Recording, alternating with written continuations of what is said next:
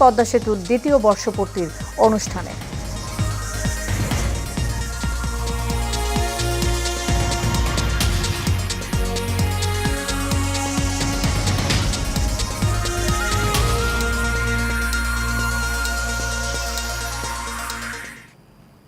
স্বাগত এশিয়ান নিউজে, সাথে আছি সাবরিনা জিয়া। এতক্ষণ শুনছিলেন বিআরবি কেবল ইন্ডাস্ট্রিজ লিমিটেড সংবাদ শিরোনাম। এবার চলে যাব পুরো খবরে।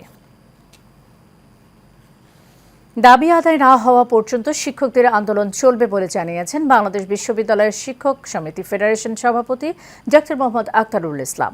চতুর্থ দিনে পূর্ণ দিবসে কর্মবিরতি ও অবস্থান গ্রহণ কর্মসূচিতে এ কথা বলেন তিনি বলেন, আলোচনার মাধ্যমে শিক্ষকরা এই সমস্যার সমাধান চান। বিস্তারিত দেখুন নূর মোহাম্মদ ভূঁইয়ার রিপোর্টে। সর্বজনীন পেনশন প্রত্যয় স্কিম সংক্রান্ত বৈষম্যমূলক প্রজ্ঞাপন প্রত্যাহারের দাবিতে ঢাকা বিশ্ববিদ্যালয় চতুর্থ দিনেও সর্বাত্মক কর্মবিরতিতে রয়েছে পাবলিক বিশ্ববিদ্যালয়ের শিক্ষকরা। গত 2 জুলাই পাবলিক বিশ্ববিদ্যালয় শিক্ষকদের আন্দোলনের মধ্যে সর্বজনীন পেনশন স্কিম প্রত্যয় এর কিছু বিষয় স্পষ্ট করে অর্থ মন্ত্রণালয়ের দেয়া ব্যাখ্যা প্রত্যাখ্যান করে শিক্ষকরা বলেন, তাদের চলমান এই আন্দোলন অব্যাহত থাকবে। আমাদের যে মর্যাদার ব্যাপারটি সেটা 15 সালেই সিদ্ধান্ত হয়ে গিয়েছে যে আমাদেরকে সুপারগেট দেওয়া হবে। 9 বছর আমরা অপেক্ষা করছি, এটা তো খুবই দুঃখজনক।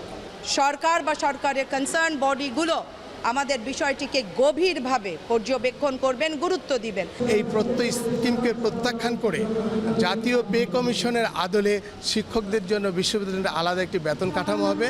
শিক্ষামন্ত্রীর আন্তরিকতার প্রশ্ন তুলে শিক্ষক সমিতি ফেডারেশনের সভাপতি ডক্টর মোহাম্মদ আক্তারুল ইসলাম বলেন, আলোচনার মাধ্যমে শিক্ষকরা এই সমস্যার সমাধান চান। শিক্ষকদের প্রত্যয় স্কিম থেকে বের করে নিয়ে আসতে হবে এবং নতুন কমিশন গঠন করে শিক্ষকদের সাথে সমন্বয় করে আলোচনা করেন। আমরা সবসময় আলোচনা করে নতুন পে স্কেল এবং পেনশন স্কিম চালু করতে হবে। তা না হলে আমাদের শিক্ষকরা এখানে থাকবে না। আমাদের ছাত্রছাত্রীদের অনেক ক্ষতি হচ্ছে, ওনারা বোঝার ক্ষমতা রাখেন না বলে এই শুধু আলোচনার জন্য বোধহয় এই পর্যন্ত টাইম বের করতে পারেনি। এদিকে শিক্ষকদের সঙ্গে আওয়ামী লীগ সাধারণ সম্পাদক ওবায়দুল কাদের ও শিক্ষামন্ত্রী মহিবুল হাসান চৌধুরী নৌফেলের বৈঠক হওয়ার কথা থাকলেও স্থগিত করা হয়েছে। নূর মোহাম্মদ ভূঁইয়া, এশিয়ান টেলিভিশন, ঢাকা। হাইকোর্টে কর্তৃক প্রথম ও দ্বিতীয় শ্রেণীর সরকারি চাকরিতে 30% মুক্তিযোদ্ধা কোটা সহ 56% কোটা পুনর্বহালের আদেশের বিরুদ্ধে এবং 2018 সালের পরিপত্রে পুনর্বহালের দাবিতে সারা দেশে আন্দোলনে নেমেছে বিশ্ববিদ্যালয়ের শিক্ষার্থীরা। ঢাকা, রাজশাহী সহ দেশের বিভিন্ন জায়গায় আন্দোলন করছেন শিক্ষার্থীরা। রাজধানীর শাহবাগে সড়ক অবরোধ করে আন্দোলনে নেমেছেন ঢাকা বিশ্ববিদ্যালয়ের শিক্ষার্থীরা। এতে যান চলাচল বন্ধ হয়ে সৃষ্টি হয় তীব্র যানজট। একই দাবিতে সাভারে ঢাকা আরিচা মহাসড়কে অবরোধ করে বিক্ষোভ করেছেন জাহাঙ্গীরনগর বিশ্ববিদ্যালয়ের শিক্ষার্থীরা। সরকারি চাকরিতে কোটা প্রথা পুনর্বহাল করে হাইকোর্টের দেয়া রায়ের প্রতিবাদ এবং 2018 সালের পরিপত্র বহালের দাবিতে এই কর্মসূচি ঢাকা ছাড়াও দেশের বিভিন্ন স্থানে পালিত হয়। এদিকে একই দিন হাইকোর্টের দেয়া রায়ে স্থগিত চেয়ে রাষ্ট্রপক্ষের করা আবেদনের শুনানি মুলতবি হয়েছে। ফলে 2018 সালে পরিপত্র অবৈধ ঘোষণা করে হাইকোর্টের রায় স্থগিত করা হয়নি। তবে রায়ের অনুলিপি পাওয়ার পর রাষ্ট্রপক্ষকে নিয়মিত লিভ টু আপিল করতে বলা হয়েছে। দেশের উত্তর পূর্বাঞ্চলে অতিবৃষ্টি ও উজানের ঢলে বন্যাপ্রবণ প্রধান নদ নদীর পানি বাড়ছে। সারা দেশে বন্যা পরিস্থিতির অবনতি হয়েছে। ইতোমধ্যে 5 নদীর পানি বিপদসীমার ওপরে উঠেছে বলে জানিয়েছেন বাংলাদেশ পানি উন্নয়ন বোর্ড। বাড়িঘর, গবাদি পশু নিয়ে বিপাকে পড়েছেন সাধারণ মানুষ। প্রতিনিধিদের পাঠানো তথ্য ও ছবিতে বিস্তারিত জানাচ্ছেন শেখ ফাহিম। পানি উন্নয়ন বোর্ডের বন্যা সতর্কীকরণ ও পূর্বাভাস কেন্দ্র জানিয়েছে, দেশের উত্তর পূর্বাঞ্চলের প্রধান নদীগুলির পানি সমতলে বাড়ছে, যা আগামী 24 ঘন্টা পর্যন্ত অব্যাহত থাকতে পারে। উত্তর পূর্বের নিম্নাঞ্চলে বন্যা পরিস্থিতির আরও অবনতি হতে পারে। এছাড়া সিলেটে সুরমা ও কুশিয়ারার পানি কোথাও 1 সেন্টিমিটার কমলে অন্য পয়েন্টে বাড়ছে। উজানের উপজেলাগুলো থেকে পানি নামতে থাকায় ভাটির এলাকাগুলো প্লাবিত হয়েছে। কুড়িগ্রামে ব্রহ্মপুত্র ও ধরলার পানি বিপদসীমার উপর দিয়ে প্রবাহিত হচ্ছে। প্লাবিত হয়ে পড়েছে নদ নদীর অববাহিকার চর ও নিম্নাঞ্চল। অবস্থা খুবই খারাপ, বাড়িঘর রাতের বেলা টানাটানি করছি, অনেক নদীর অনেক খুব চাপ আছে। এপাশে জমাজমি সব শেষ হয়ে গেছে, আর ঘর তোলার জায়গা নেই, পয়সা করিও নাই, যাবো কোথায়, খাবো কি করি খাই কি ইয়ে নাই। তো আসে একবার দেখে চলে যায়। এখন যে মাল মাত্রাগুলো করে থুমো না থুমো তার কোনো জায়গা নেই, অন্যের বাড়িতে এলে থুবে নাকছে। পানি উন্নয়ন বোর্ড জানিয়েছে আগামী 48 ঘন্টা পর্যন্ত ভারী বর্ষণের সম্ভাবনা রয়েছে, ফলে নদ নদীর পানি বৃদ্ধি অব্যাহত থাকবে। এখনও উজানে ভারী বৃষ্টিপাতের পূর্বাভাস রয়েছে, যার ফলে তিস্তায় যে কোনো সময় দ্রুত পানির বৃদ্ধি পেতে পারে। তিস্তার পানি বৃদ্ধি অব্যাহত থাকলেও কাউনিয়া পয়েন্টে বিপদসীমার 5 সেন্টিমিটার ও ডালিয়া পয়েন্টে বিপদসীমার 24 সেন্টিমিটার নিচ দিয়ে পানি প্রবাহিত হচ্ছে। মেঘালয় ও চেরাপুঞ্জিতে ভারী বৃষ্টিপাত না হওয়ায় সুনামগঞ্জে কিছুটা কমতে শুরু করেছে ঢলের পানি। Sheikh Fahim, Asian television. 2 দিনের সফরে আগামীকাল গোপালগঞ্জের টুঙ্গিপাড়ে যাচ্ছেন আওয়ামী লীগ সভাপতি ও প্রধানমন্ত্রী শেখ হাসিনা। যাত্রাপথে মুন্সিগঞ্জে অনুষ্ঠিত পদ্মা সেতু 2য় বার্ষিকীর অনুষ্ঠানে যোগ দেওয়ার কথা রয়েছে প্রধানমন্ত্রীর আগমন উপলক্ষে গোপালগঞ্জে এখন উৎসবের আমেজ। গোপালগঞ্জ প্রতিনিধি হাফিজুর রহমানের পাঠানো রিপোর্ট জানাচ্ছেন মিতু। আওয়ামী লীগ সভাপতি ও প্রধানমন্ত্রী শেখ হাসিনা 2 দিনের সফরে গোপালগঞ্জের টুঙ্গিপাড়া যাচ্ছেন। সরকার প্রধানের নিরাপত্তা নিশ্চিতে তৈরি করা হয়েছে নিশ্চিন্দ্র বলয়। প্রধানমন্ত্রীর আগমন উপলক্ষে জাতির পিতা সমাধিসৌধ কমপ্লেক্স এলাকার ধোয়া মোছা সহ শোভাবর্ধনের কাজও ইতিমধ্যে শেষ হয়েছে। এদিকে সরকার প্রধানের সফর ঘিরে উজ্জীবিত গোপালগঞ্জের নেতাকর্মীরা। আমরা গোপালগঞ্জ জেলা আওয়ামী লীগ আমরা তাকে বরণ করার জন্য গেট এবং আমরা ফেস্টুন বিভিন্নভাবে তাকে স্বাগত জানানোর জন্য আমরা সার্বিকভাবে আমাদের সহযোগী সংগঠন আমরা তারা প্রস্তুতি নিয়েছি। আমাদের যত প্রস্তুতি সব সম্পূর্ণ, ইনশাল্লাহ আমরা সে আশার অপেক্ষায় আছি। জনগণ স্বতঃস্ফূর্তভাবে তার দিকে তাকিয়ে আছি। সেই টুঙ্গিপাড়া আগমন হলে আমরা টুঙ্গিপাড়াবাসী ধন্য হব। তার যে সমস্ত প্রোগ্রাম, এই প্রোগ্রামগুলো আমরা সম্পূর্ণভাবে সুন্দরভাবে পরিবেশন করব এবং সুন্দরভাবেই ইনশাল্লাহ সেই জায়গা থেকে আবার আমাদের কাছ থেকে বিদায় নেবে। অপরদিকে প্রধানমন্ত্রীর সফরের সব ধরনের প্রস্তুতি নেওয়া হয়েছে বলে জানিয়েছে প্রশাসন। 2 দিনের সফর শেষে প্রধানমন্ত্রী শেখ হাসিনা শনিবার বিকেলে ঢাকার উদ্দেশ্যে টুঙ্গিপাড়া ত্যাগ করবেন। Mitu, Asian television. স্থানীয় সরকার, পল্লী উন্নয়ন ও সমবায় মন্ত্রী তাজুল ইসলাম দাবি করেন, ডেঙ্গু পরিস্থিতি মোকাবেলায় এশিয়ার মধ্যে বাংলাদেশ সন্তোষজনক অবস্থায় রয়েছে। এমনকি ডেঙ্গু রোধে হটস্পট চিহ্নিত করে ব্যবস্থা নেওয়ার কথাও বলেন তিনি। দুপুরে মন্ত্রণালয়ে নিজ কার্যালয়ে মশকবাহিত রোগ প্রতিরোধ বিষয়ক জাতীয় কমিটির সভায় এসব কথা তুলে ধরেন স্থানীয় সরকার মন্ত্রী। বিগত বছরগুলোর চেয়ে এবছর ঢাকা শহরের মানুষকে অধিক সচেতন করা হয়েছে।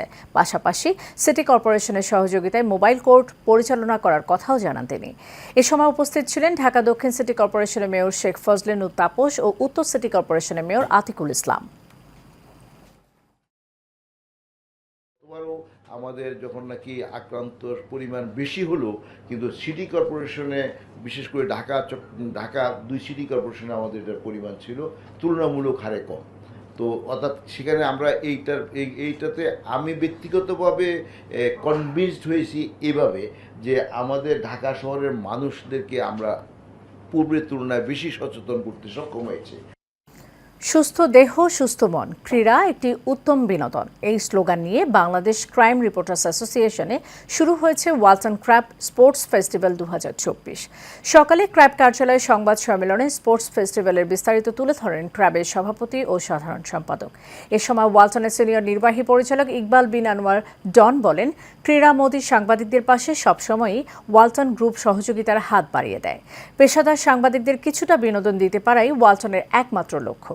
এবারে স্পোর্টস ফেস্টিভ্যালে থাকছে ফুটবল, ক্রিকেট, ক্যারাম, দাবা, শুটিং সহ 13টি ইভেন্ট।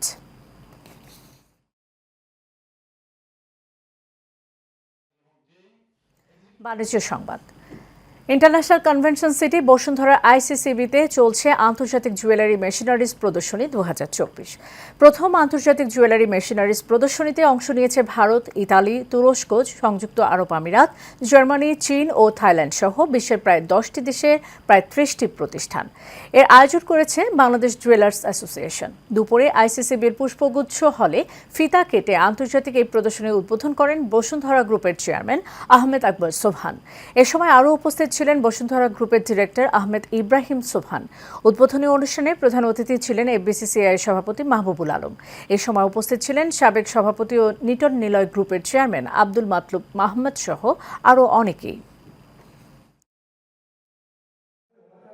ইনশাআল্লাহ 6 মাসের মধ্যে বাংলাদেশি সোনা আমরা পাবো এবং তখনই আমরা যে হাজার হাজার কোম্পানি তৈরি হবে সোনা সব হবে রপ্তানিযোগ্য। গার্মেন্টসের মতো এক সময় দেখবেন যে আফটার 10 ইয়ার্স 20 ইয়ার্স এটা আমাদের জন্য বিলিয়ন বিলিয়ন ডলার আমাদের দেশে আনবে, সেটা আমরা প্রত্যাশা করি।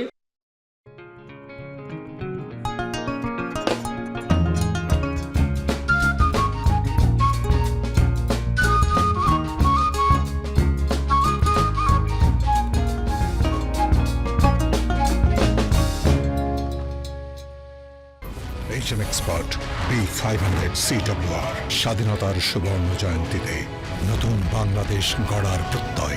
HM Steel B500 CWR।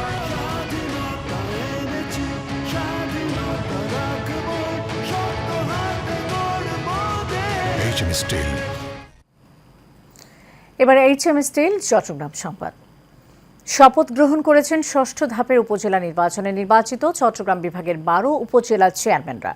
নগরী সার্কিট হাউসে চট্টগ্রামের লোহাগাড়া, বাঁশখালী, তাছাড়া কক্সবাজার, কুমিল্লা, চাঁদপুর ও ব্রাহ্মণবাড়িয়া সহ 12 উপজেলা নির্বাচিত চেয়ারম্যানকে শপথ বাক্য পাঠ করান চট্টগ্রামের বিভাগীয় কমিশনার তোফায়েল ইসলাম। পরে উপজেলা নবনির্বাচিত ভাইস চেয়ারম্যান ও মহিলা ভাইস চেয়ারম্যানদের শপথ গ্রহণ অনুষ্ঠিত হয়। এ সময় সততা ও নিষ্ঠার সাথে দায়িত্ব পালনের জন্য সবার প্রতি আহ্বান জানান বিভাগীয় কমিশনার।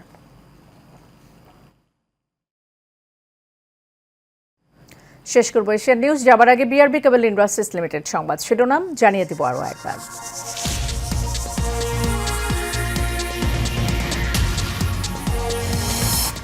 শিক্ষকদের কর্মবিরতিতে অচলাবস্থা পাবলিক বিশ্ববিদ্যালয়ে। কোটা বিরোধী আন্দোলনে উত্তপ্ত শিক্ষার্থীরা। অতিবৃষ্টি ও উজানের ঢলে পানি বাড়ছে দেশের উত্তর পূর্বাঞ্চলের নদ নদীতে। প্লাবিত নিম্নাঞ্চল, বিপাকে সাধারণ মানুষ। এবং 2 দিনের সফরে কাল টুঙ্গিপাড়ায় যাচ্ছেন প্রধানমন্ত্রী। মুন্সিগঞ্জে যোগ দেবেন পদ্মা সেতু 2য় বর্ষপূর্তির অনুষ্ঠানে।